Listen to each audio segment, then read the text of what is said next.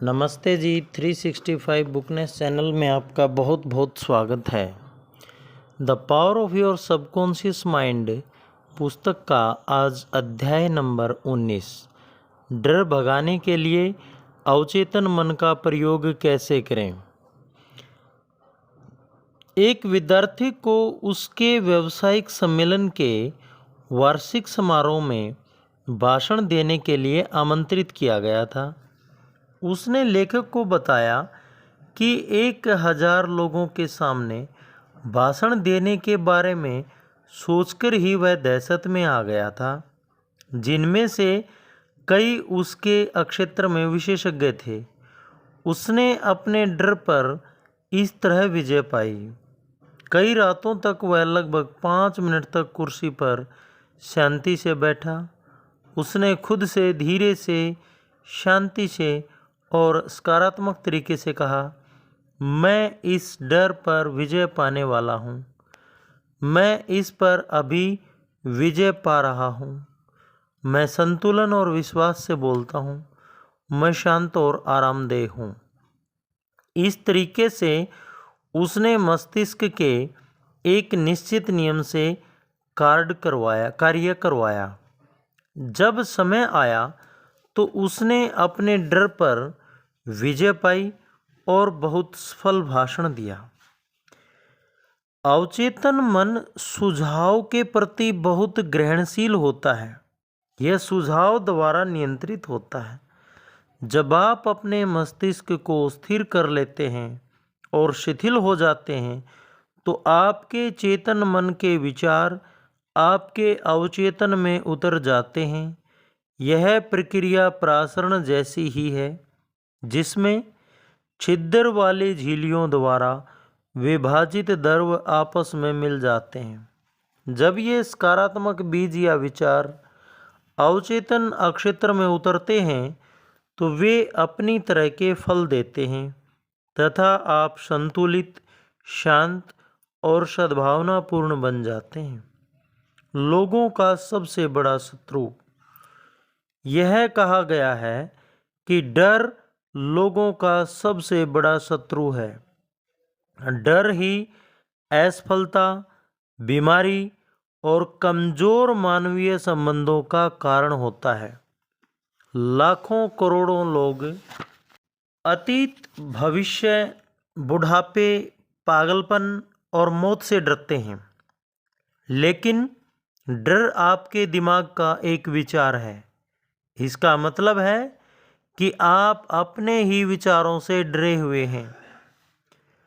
कोई छोटा बच्चा डर के मारे दहशत में आ सकता है जब उसका साथी कहता है कि बिस्तर के नीचे एक राक्षस है जो रात को उसे पकड़ लेगा।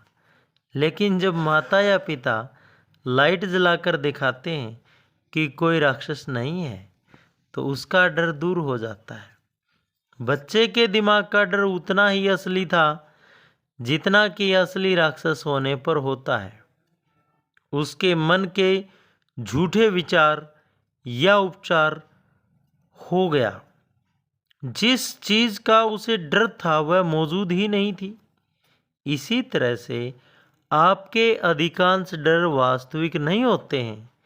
ये महज दुष्ट छायाओं का समूह होते हैं और छायाएं असली नहीं होती हैं। वह काम करें जिससे आप डरते हों।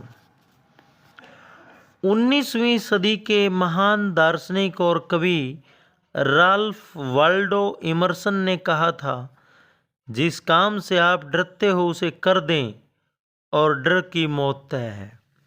एक समय था जब लेखक श्रोताओं के सामने खड़े होने और भाषण देने के विचार से बुरी तरह घबराता था।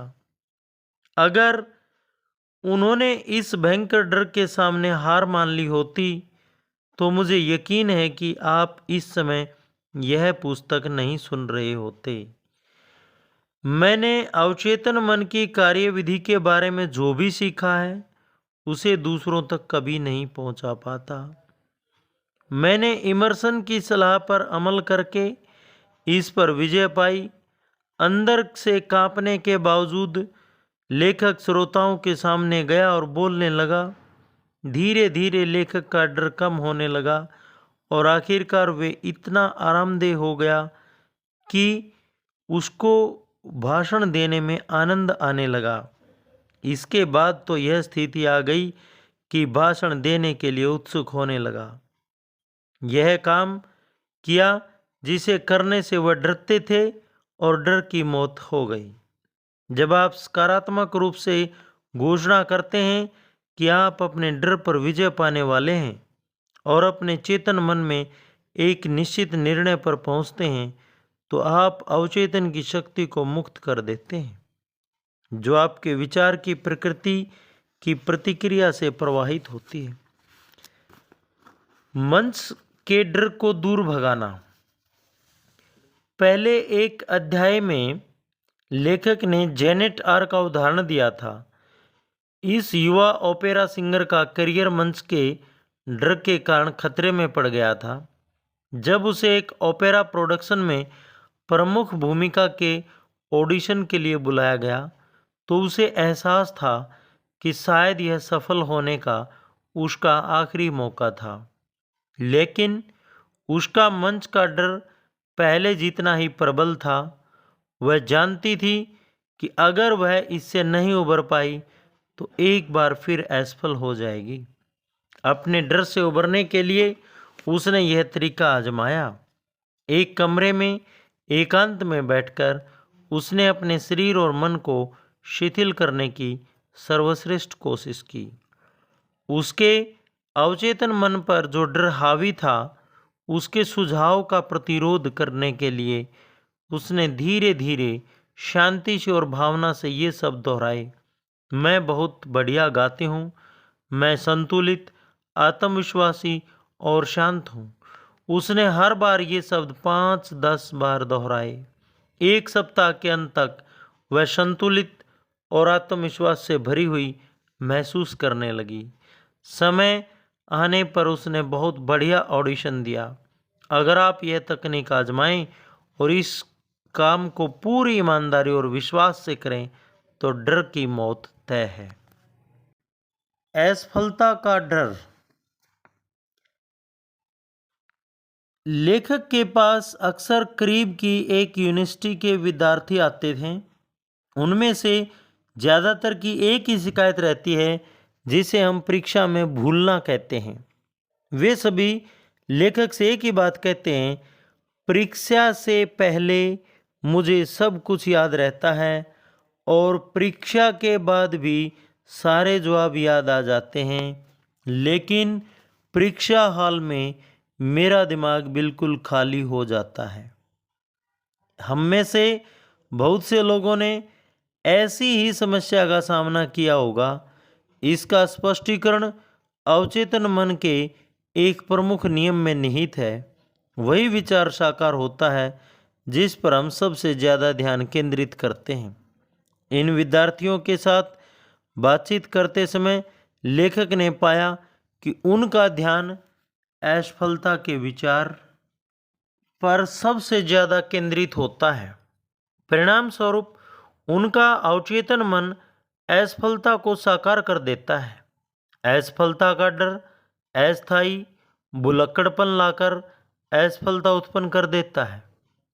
शीला ए अपनी क्लास की बहुत प्रतिभाशाली मेडिकल स्टूडेंट थी, लेकिन जब भी वह कोई लिखित या मौखिक परीक्षा देती थी तो उसके दिमाग में आसान सवालों के जवाब भी नहीं आ पाते थे।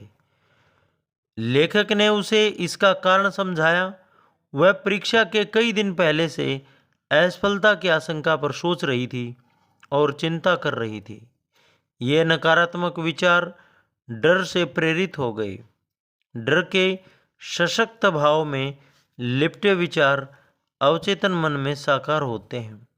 दूसरे शब्दों में, यह लड़की अपने अवचेतन मन से आग्रह कर रही थी कि वह उसे फेल करवा दे, और अवचेतन मन ने ठीक यही काम किया।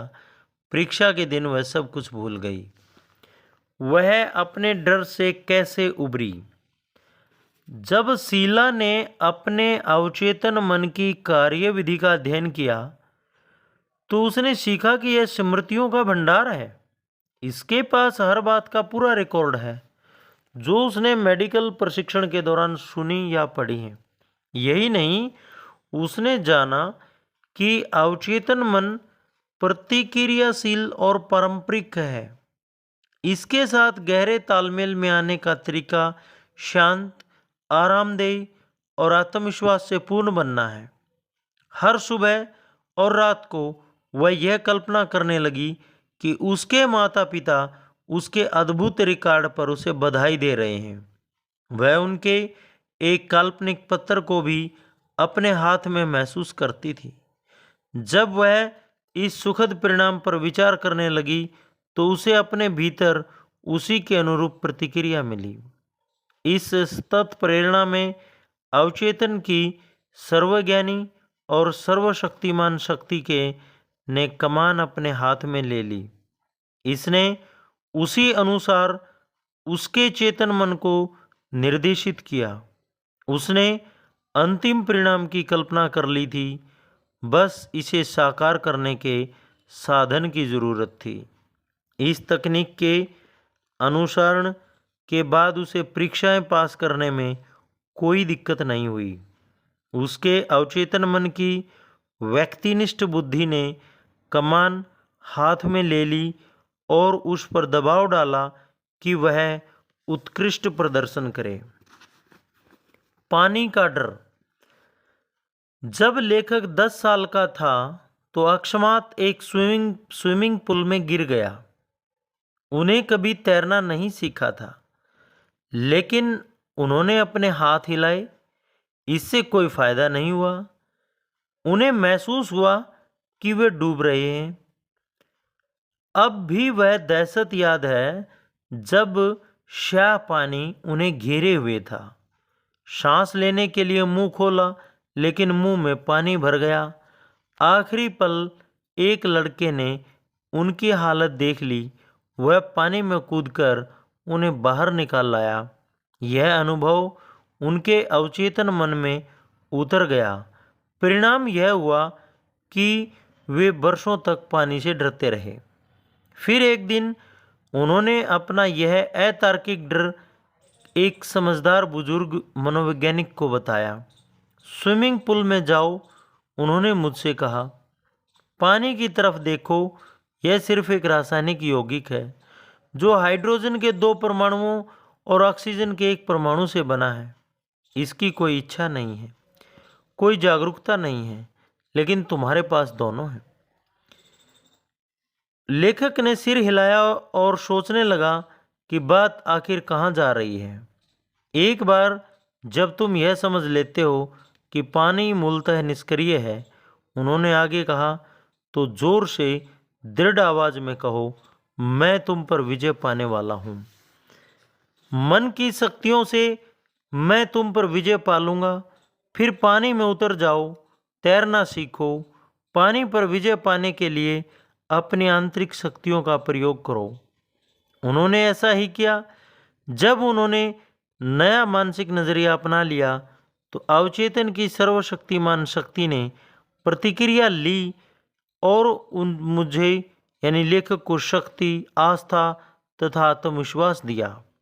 इसने उनके डर से उबरने में समर्थ बनाया और पानी पर विजय पा ली। आजकल वे हर सुबह सेहत और आनंद के लिए तैरते हैं। पानी को अपने पर विजय न पाने दें। याद रखें, आप पानी के मालिक हैं। किसी भी खास डर से उबरने की अचूक तकनीक। यहाँ डर से उबरने की एक ऐसी तकनीक दी जा रही है जो मैंने मंच पर खड़े होकर हजारों लोगों को सिखाई। यानी लेखक ने, यह जादू की तरह काम करती है। आजमा कर देख लें। मान लें आप तैरने से डरते हैं। 5-10 मिनट के लिए दिन में 3-4 बार स्थिर बैठ जाएं। खुद को गहरे आराम की अवस्था में ले जाएं। अब कल्पना करें कि आप तैर रहे हैं। कल्पना में आप तैर रहे हैं। मानसिक रूप से आपने खुद को पानी में डाल लिया है। आप पानी की ठंडक और हाथ पैरों का हिलना डुलना महसूस करते हैं। यह सब वास्तविक, चित्रात्मक और मानसिक खुशी की गतिविधि है। यह निरर्थक दिवास्वप्न नहीं है। आप यह तो समझते हैं कि आप जो भी अपनी कल्पना में अनुभव करते हैं वह आपके अवचेतन मन में विकसित होगा। इसके बाद आप पर दबाव पड़ेगा कि आपने अपने अधिक गहरे मस्तिष्क पर जो तस्वीर छोड़ी है उसे वास्तविक जीवन में साकार करें। जब आप अगली बार तैरने की कोशिश करेंगे तो आप यह खुशी महसूस करेंगे। यह अवचेतन का नियम है। अन्य डरों पर भी आप यही तकनीक लागू कर सकते हैं। अगर आपको ऊंची जगहों से डर लगता है तो कल्पना करें कि आप पहाड़ों पर टहल रहे हैं। इसकी वास्तविकता को महसूस करें। ताज़ी हवा, पहाड़ी फूलों और रोमांचक छटा का आनंद लें। यह जान लें कि अगर आप मानसिक रूप से इसे करते रहेंगे तो शारीरिक रूप से आपको कोई मुश्किल नहीं होगी। उसने लिफ्ट को दुआएं दी। जोनाथन एम एक बड़े कॉरपोरेशन में एग्जीक्यूटिव हैं। कई सालों तक वह लिफ्ट में चढ़ने से बुरी तरह डरता था। वह हर सुबह लिफ्ट से जाने के बजाय 7 सीढ़ियां चढ़कर अपने ऑफिस पहुंचता था। जब उसे ऊंची मंजिल पर स्थित दूसरी कंपनी के लोगों से मिलना होता था तो वह अक्सर कोई न कोई बहाना बनाकर उनसे अपने ऑफिस या रेस्तरां में मिलता था। शहर से बाहर की बिजनेस यात्राएं उसके लिए यातना भरी होती थी। उसे पहले से फ़ोन करके यह सुनिश्चित करना होता था कि होटल का उसका कमरा नीचे वाली मंजिल पर हो और वह सीढ़ियों का उपयोग कर पाए।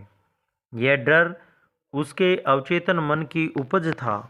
शायद यह किसी ऐसे अनुभव की प्रतिक्रिया में होगा जिसे वह चेतन रूप से काफ़ी लंबे समय से भूल गया था।